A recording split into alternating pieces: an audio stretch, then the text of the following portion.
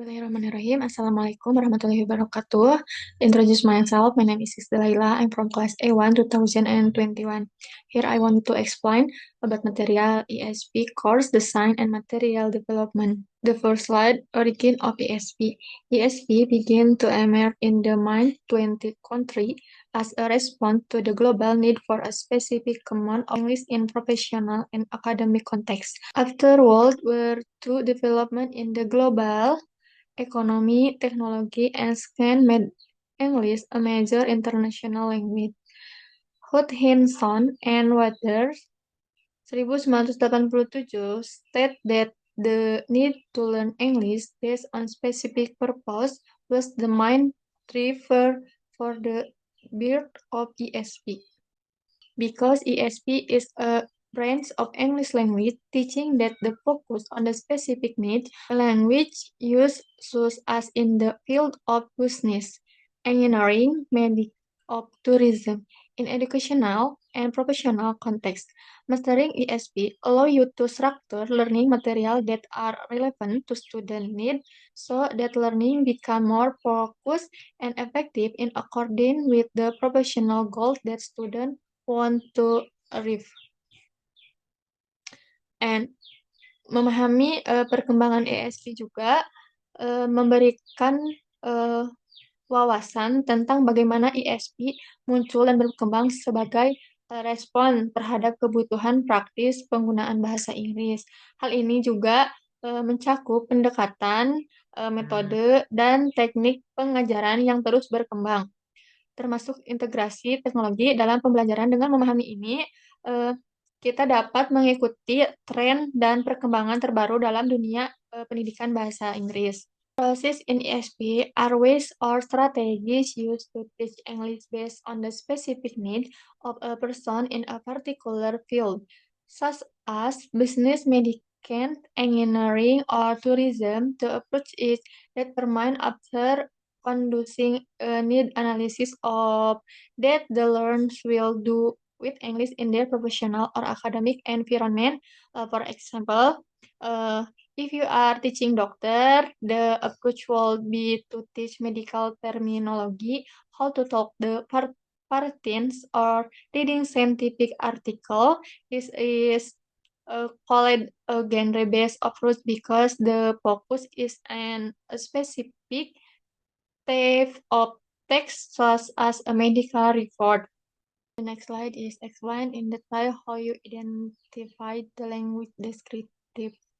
Language descriptive is the process of understanding and describing the characteristic of language in various levels of analysis, such as phonology, morphology, syntax, semantic, and pragmatic, especially in the context of its use. The next slide is theories of learning. Explain how you understand the development of teaching method, especially in English for specific purpose. And the first, behaviorism. In the theory, language learning is seen as the result of habit and repetition. In ESP, this method is applied through practice drills such as repetition of technical vocabulary or sentence structures frequently used in a particular field. And in example, dalam bahasa Inggris for aviation, siswa mengulang frasa standar seperti request atau take off untuk memastikan kelancaran komunikasinya. And the first, cognitivism. Teori ini menekankan pentingnya pemahaman konsep dan proses mental siswa dalam belajar bahasa. Dalam ESP, siswa diajarkan untuk memahami pola penggunaan bahasa dalam konteks tertentu, bukan sekedar menghafal. Contohnya dalam English for Engineering, siswa mempelajari bagaimana membaca diagram, deskripsikan dalam bahasa Inggris. Lalu yang ketiga yaitu constructivism, yaitu teori ini melihat pembelajaran sebagai proses aktif di mana siswa membangun pemahaman berdasarkan pengalaman mereka. Dalam ISP ini juga, pendekatan ini mendorong siswa untuk menggunakan bahasa Inggris dalam situasi nyata atau simulasi. Yang keenam itu kemampuan melakukan need analysis dalam mengajar ISP. The ability to conduct a need analysis is an important element in ESP teaching because this approach is based on the need of student or target language used in a particular context. And the first definisi and tujuan dalam analisis ini yaitu mengidentifikasi kebutuhan spesifik siswa termasuk tujuan belajar dan kemampuan yang dibutuhkan. Tujuannya adalah untuk menciptakan program yang relevan, yaitu agar mereka tuh terarah dan sesuai dengan bidang profesionalnya siswa.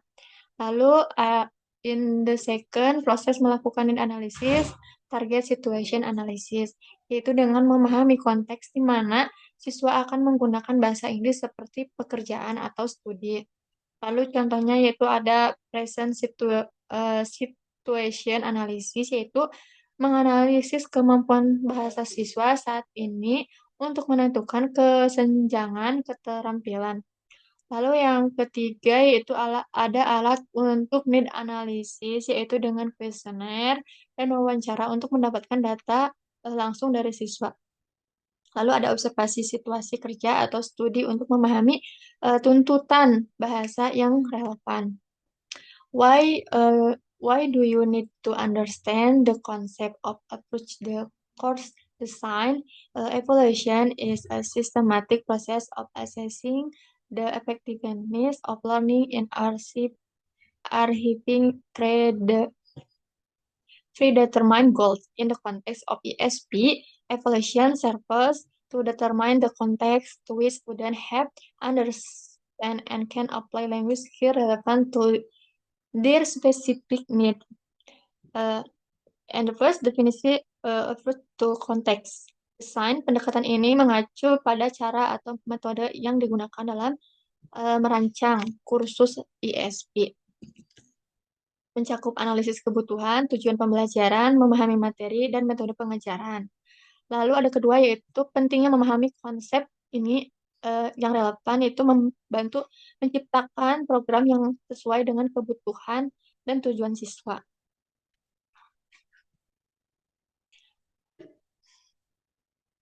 Lalu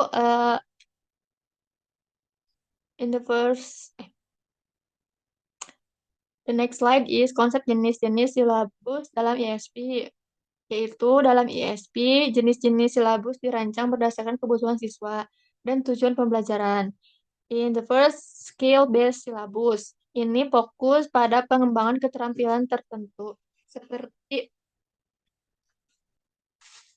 membaca akan menulis. Contohnya dalam English for Academic Purpose, silabus ini mungkin mencakup cara pembaca jurnal ilmiah atau menulis laporan penelitian. Lalu yang kedua ada text-based syllabus. Perpusat ini berpusat pada tugas-tugas yang relevan dengan konteks kerja atau studi siswa. Contohnya dalam English for Business, siswa menyelesaikan tugas seperti membuat presentasi atau menulis email profesional. Lalu yang ketiga ada konteks-based syllabus.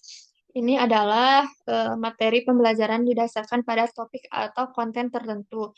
For example, dalam English for Science and Technology, silabus ini mencakup pada kosakata dan struktur kalimat yang relevan dengan sains.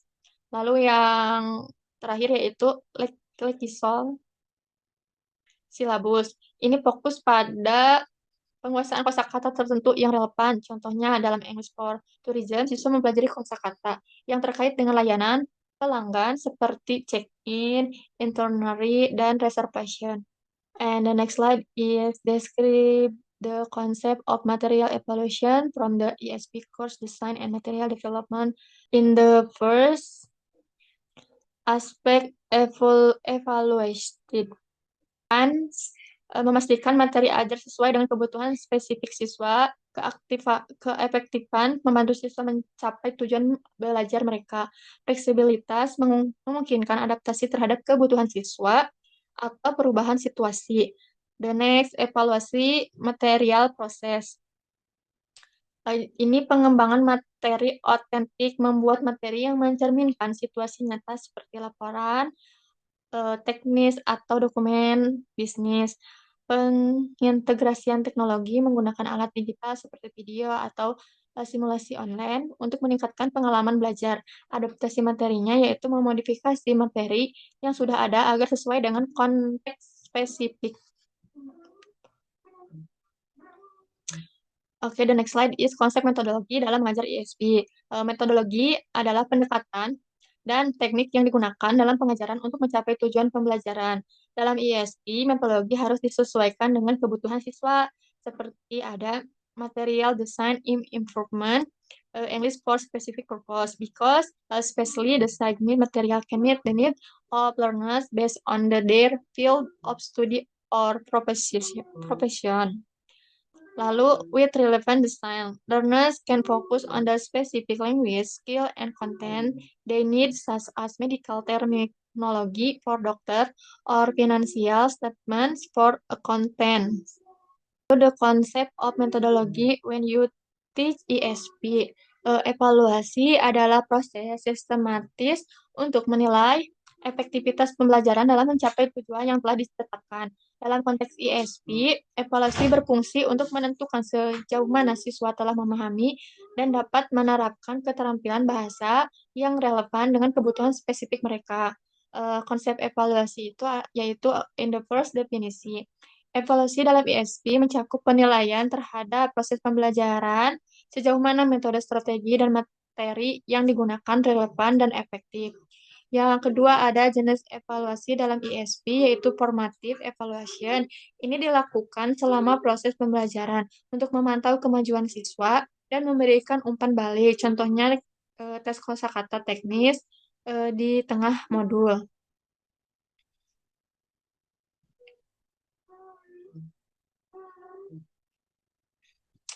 The next slide is mengapa harus memahami konsep the role of ESP teacher. Because sebagai seorang guru ISP, memahami peran guru dalam ISP sangat penting karena peran ini bersifat multidimensi dan menuntut keahlian lebih dari sekedar mengajar. Berikut adalah ada alasan utama. And the first, menyesuaikan pengajaran dengan kebutuhan spesifik siswa. Guru ISP harus mampu mengidentifikasi kebutuhan spesifik siswa seperti kosakata dan keterampilan komunikasi yang relevan. Untuk bidang tertentu, misalnya dalam English for fisioterapi, siswa membutuhkan pengetahuan tentang kosakata medis dan kemampuan berinteraksi dengan pasien. And the second, providing feedback, yaitu guru ISP tidak hanya mengajar bahasa, tetapi juga harus memahami konsep dasar dari bidang siswa, misalnya fisioterapi atau teknik, untuk menciptakan pembelajaran yang relevan. Contohnya itu seperti guru perlu memahami istilah medis seperti mass rehabilitation atau joint terapi agar siswa dapat menggunakannya dalam konteks profesional. And the second, measuring the effectiveness of teaching method. Menjadi motivator yang membantu siswa merasa percaya diri dalam menggunakan bahasa Inggris untuk tujuan spesifik, seperti presentasi, profesional, atau wawancara kerja. And the last, mengembangkan materi yang relevan. Ini untuk menyusun materi pembelajaran yang sesuai dengan kebutuhan siswa, memastikan bahwa materi tersebut aplikatif dalam kehidupan nyata. The next slide is, why do you think you should understand the concept of the role of ESP teacher? Because guru yang menyenangkan memiliki dampak besar dalam menciptakan suasana belajar yang positif. terutama dalam pembelajaran ISP yang sering kali dianggap sulit oleh siswa. Eh, yang pertama ada mengurangi kecemasan siswa. Banyak siswa merasa cemas saat belajar karena materi yang sulit atau berbeda dari bahasa Inggris umum. Guru yang menyenangkan dapat menciptakan suasana yang santai sehingga siswa lebih percaya diri dan fokus dalam belajar. Lalu yang kedua ada meningkatkan minat belajar. Guru yang menyenangkan mampu membuat pembelajaran menjadi lebih menarik dengan penggunaan metode kreatif seperti permainan, role play, simulasi, atau diskusi interaktif. Contohnya dalam English for Physiotherapy, guru ini menggunakan simulasi interaksi antara terapis dan pasien untuk melatih kosakata teknis. Lalu yang ketiga ada membangun hubungan yang positif dengan siswa.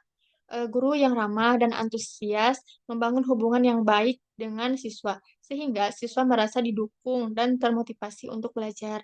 Lalu yang terakhir ada meningkatkan partisipasi siswa. Guru yang menyenangkan juga cenderung lebih mudah memotivasi siswa untuk berpartisipasi aktif dalam kegiatan kelas seperti presentasi atau diskusi kelompok.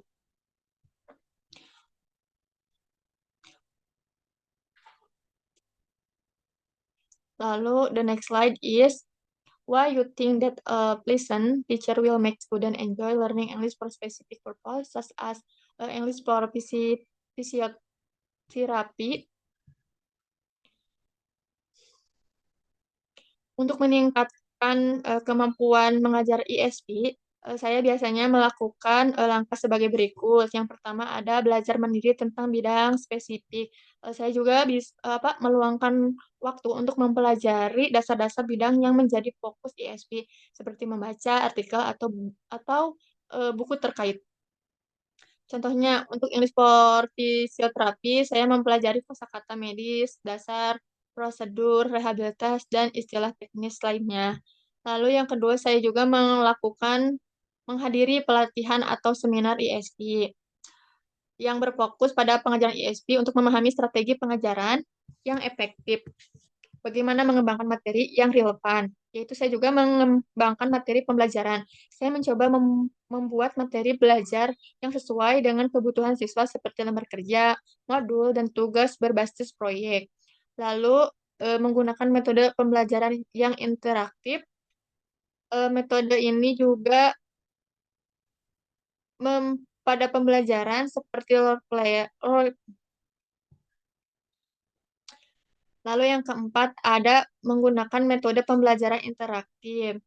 Metode pembelajaran seperti role play, simulasi, dan studi kasus untuk membantu siswa memahami penggunaan bahasa Inggris dalam konteks spesifik. Lalu yang terakhir mendapatkan umpan balik dari siswa. Saya meminta umpan balik dari siswa untuk mengetahui bagian mana yang perlu ditingkatkan dan menyesuaikan metode pengajaran berdasarkan kebutuhan mereka.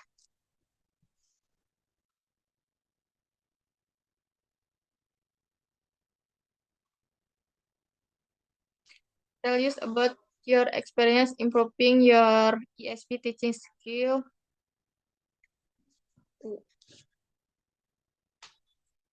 My experience in improving English for specific purpose, teaching start with understanding the student need. I try to get to know their background, field of study, or to know what language skill they need. For example, when teaching engineering students, I learn to relevant technical terminology and understand how English is used in that technical context. In addition, I actively learn from various sources such as journal, article, and book, with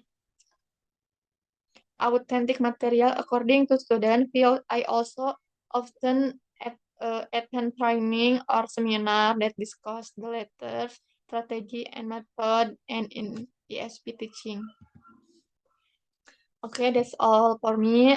Wassalamualaikum warahmatullahi wabarakatuh. Thank you.